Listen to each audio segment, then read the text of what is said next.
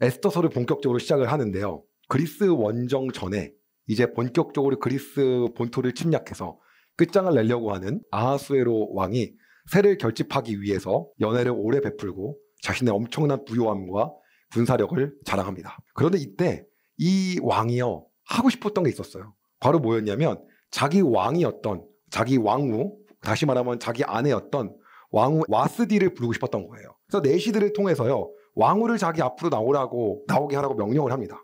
근데 문제는요, 이 왕후가 안 나온다고 얘기하는 거예요. 너무 뜻밖의 일이죠. 에스더서 1장 12절입니다. 내시들은 와스디 왕후에게 가서 왕의 명령을 전했습니다. 그러나 왕후는 왕에게 나오지 않았습니다. 왕은 몹시 화가 났습니다. 마음속에서 불같은 분노가 일어났습니다.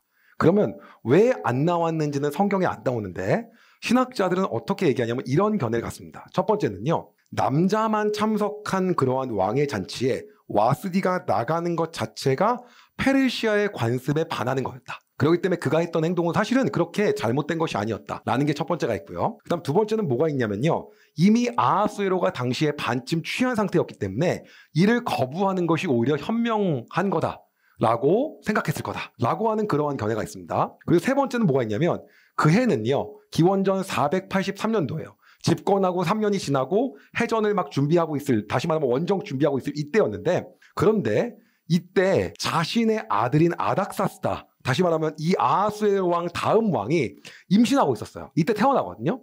그렇기 때문에 이러한 임신 상태에서 나가고 싶지 않았을 거다 라고 하는 이러한 견해들이 있습니다. 그런데 어쨌든 현명했든 현명하지 않았던 이러한 이야기를 한 것 자체가 갑자기 왕의 마음을 용납하지 못하게 만드는 거예요. 근데 이렇게 마음을 움직이고 조종하는 분도 누구라는 겁니까? 하나님이 하신다는 거죠. 그래서요, 이에 분노한 아하수에로는요, 사람들을 불러서 논의하기 시작합니다. 이 왕후를 어떻게 해야 되나? 와스디를 어떻게 해야 되나? 에스더서 1장 15절에서 20절입니다. 왕이 그들에게 물었습니다. 내시들이 전한 내 명령을 와스디 왕후가 따르지 않았으니 이를 법대로 하려면 어떻게 해야 하오? 무무간이 왕과 귀족들에게 말했습니다.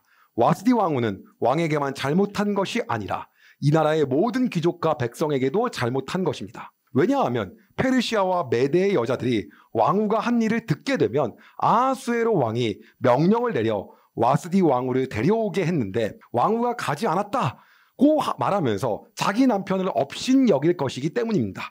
결국 페르시아와 메대의 귀부인들이 왕후가 했던 것과 똑같이 자기 남편을 대할 것이고, 그렇게 되면 업신여김과 분노가 끝없이 이어지게 될 것입니다. 그러므로 왕만 좋으시다면 어명을 내려서 다시는 와스디를 왕 앞에 나오지 못하게 하시고 그것을 페르시아와 메대의 법으로 정하여 누구도 고치지 못하게 하십시오. 그리고 왕후의 자리는 와스디보다 더 나은 사람에게 주시는 것이 좋을 것 같습니다. 그런 다음에 이 어명을 온 나라에 두루 알리신다면 높은 사람이든 낮은 사람이든 여자들이 다 자기 남편을 존경할 것입니다.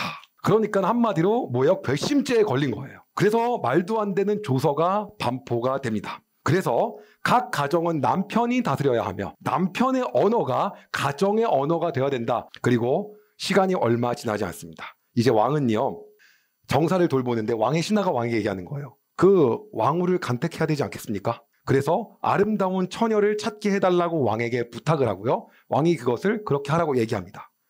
그리고 그 무렵 이제 갑자기 장면이 전환됩니다. 그 수산성에는요, 누가 있었냐면요, 모르드게라고 하는 사람이 있었어요. 근데 성경이요, 모르드게를 이렇게 소개합니다. 에스더 2장 5절이에요. 그 무렵 수산성에는 모르드게라는 유다 사람이 있었는데 그는 베냐민 지파 사람으로서 야일의 아들이고 시므이의 손자였으며 기스의 증손자였습니다. 어떻게 됐죠? 우리가 남유다하고 북이스라엘이 나눠질 때 베냐민은 같이 남유다 쪽에 들어왔죠. 후손인 모르드게가 지금 현재 사는 거예요. 그리고 다 남유다인이 된 거죠. 그런데 이 모르드게는요, 북이스라엘이 망하고 남유다가 살았을 때 성경이 어떻게 얘기하냐면 포로 귀환 당시에 2차 포로 때 어떻게 바벨론으로 끌려왔다라고 얘기하고 있어요. 이때 그러면 이 2차 포로에 대한 얘기를 우리가 봐야 되는데 이게 언제냐면요, 기원전 597년이에요. 자, 이제 퀴즈를 한번 내도록 하겠습니다. 자, 그럼 1차 포로는 언제였냐? 기원전, 이제 지겹지 않습니까? 605년이었어요. 그럼 남유다가 망한 거 언제였습니까? 586년 기원전. 그러니까 한마디로 요때 완전 망하기 직전에 이때 끌려갔다는 거예요.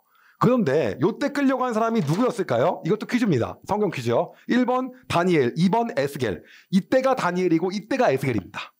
예, 그래서 이때 에스겔이 끌려가거든요. 요때 갔다는 거예요. 그런데 문제가 생깁니다. 지금이 언제입니까? 여러분, 기원전 483년이에요. 그럼 시간이 얼만큼 지났죠? 거의 한 110년 지나지 않았습니까? 모르게 나이가 만약 20살이었다면 지금 130살이에요. 말이 안 되잖아요. 그래서 신학자들은 뭐라고 하냐면 이거는 모르드게라기보다는 모르드게의 할아버지나 아버지였을 거다라고 얘기합니다. 성경에 이 부분 이렇게 나와 있어요. 에스더서 2장 6절이에요.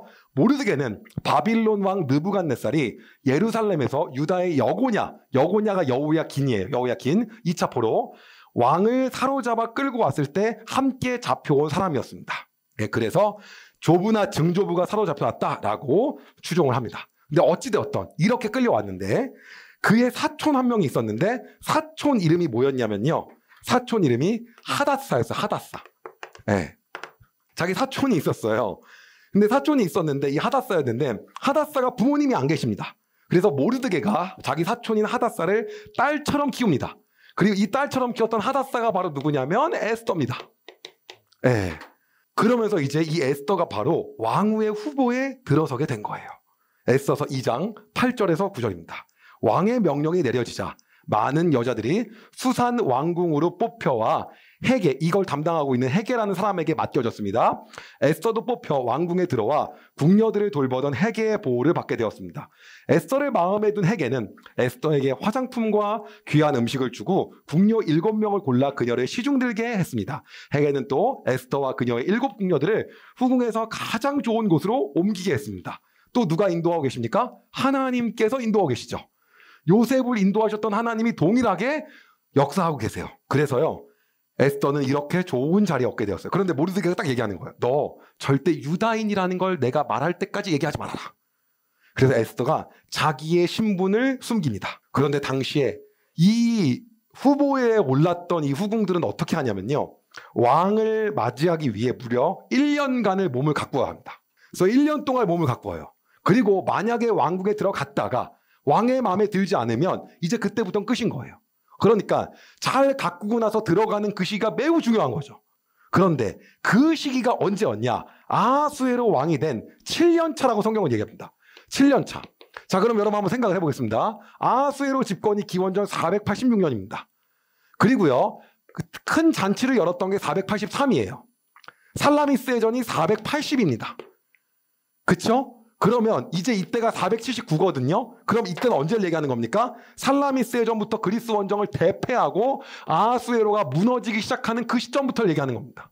맞죠? 예. 이때가 집권이었고 이때가 연애 베풀었고 이초 와스디 장면, 그리고 이제 이때는 해전 졌고 이때 드디어 이제 에스더가 가게 되는 거예요. 그런데요, 이 에스더는요, 이 시절 동안에 왕을 만나게 되는데 이제 이때부터 잠깐만 역사 이야기를 좀만 더 하면요, 말년에 정치에 관심이 아하수에로가 전혀 없고 주색 잡기에만 다 빠지거든요.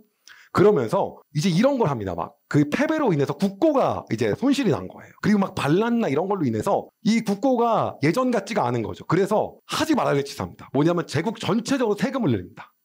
그리고요, 이것들에 대해서 결국에는요, 이민족들을 강경하게 통치할 수밖에 없었던 거예요. 그러니까 이제 그것 자체가 패착이었던 거죠. 그때 에스더가 앞으로 나간 거예요. 근데 나갔는데 여러분은 이 내용을 좀 알기 때문에 그 뒤에 하만이라는 사람이 이런 얘기 하거든요. 저놈들 싹 죽이고 내가 재산을 다 모아다가 드리겠습니다, 이런 얘기 하거든요. 근데 그게 시대적 배경으로 맞는 게 뭐냐면 국고가 바닥났으니까. 그리고 이건 이제 추정인데 그때도 유태인들이 잘 살지 않았을까. 얼마나 이 상술과 이거에 능한데 이들 돈을 갖다가 싹 귀속시키면 이거에 달콤하게 빠지지 않았을까라고 얘기하는 신학자들도 있습니다. 어쨌든 간에 그때 에스더가 이제 왕 앞에 나가게 됩니다. 그리고 에스더를 본 왕은 이렇게 반응합니다. 에스더서 2장 16절에서 18절입니다. 에스더가 왕궁으로 들어가 왕 앞에 나간 때에는 아하수에로가 왕이 된 지 7년째 되는 해, 10째 달 곧 데벳월이었습니다. 왕은 모든 처녀들 가운데서도 에스더를 가장 좋아했습니다. 드디어 아하수에로 왕은 에스더의 머리에 왕관을 씌워주고 와스디를 대신해서 에스더를 왕으로 삼았습니다. 왕은 에스더를 위해서 큰 잔치를 베풀고 귀족들과 신하들을 모두 초대했습니다. 그리고 전국에 휴일을 선포하고 사람들에게 푸짐한 선물을 나눠 주었습니다. 이렇게 에스더서가 시작이 됩니다. 자, 여러분 한번 이제 봐보세요. 이 모든 상황과 환경들을 보게 되면요, 사실은 여기서 에스더라고 하는 인물은 아주 말이 안 되고 모르드게는 너무 극히 작은 인물들이에요. 그럼에도 불구하고 하나님이 그 작은 자를 쓰셔갖고 갑자기 왕으로 앉히십니다. 그리고 역사하고 전혀 관계없는 데서 하나님의 일을 시작하는 거예요. 우리가 기억해야 되는 게, 많은 사람들이요, 에스더서는요, 하나님이 나오지 않는다 그래갖고 이 에스더서 자체가 공격을 많이 받았습니다. 그런데 놀라운 건 하나님이 나오지 않지만 에스더서가 성경에 있는 이유가 뭘까요? 우리가 사는 이 삶 속에서도요, 하나님이 보이지 않아요. 그리고 하나님이 일하시지 않는 것 같다는 거죠. 그런데 그 상황에서도 누가 일하신다는 거예요? 하나님이 일하시고 역사하고 계신다는 거예요. 하나님이 이 후보에 오르는 이 과정까지 다 하나하나 세세하게 역사를 하신 거죠. 바로 에스더가 왕후가 폐진된 다음에 된 게 아니라 시간이 상당히 어떻게요? 꽤 많이 지난 거예요. 예, 이 기간 뒤에 4년이라는 시간이 흘렀다는 거죠. 우리는 요셉이 감옥에서 뚝딱 나온 것 같지만 상당히 막 보디발 집안에서 뚝딱이 아니라 굉장히 많은 시간들이 흘러갑니다. 하나님이 그 시간들을 통해서 하나님의 역사를 만드시고 하면서 다 준비시키고, 우리는 보이지 않지만 그분의 역사를 이루어 가시는 거죠. 그래서 오늘도 우리의 하나님의 시간의 때, 그 카이로스의 때, 하나님이 정한 시간 때 우리의 삶을 놀랍게 인도하실 거라는 거예요. 우리가 그것을 기대하면서 이제 에스더서를 계속해서 보도록 하겠습니다. 제가 기도할게요. 하나님, 세계적인 역사의 항복판 속에서도 하나님은 하나님의 계획대로 역사를 만드시며 이어가시고 인도하시는 분이심을 고백합니다.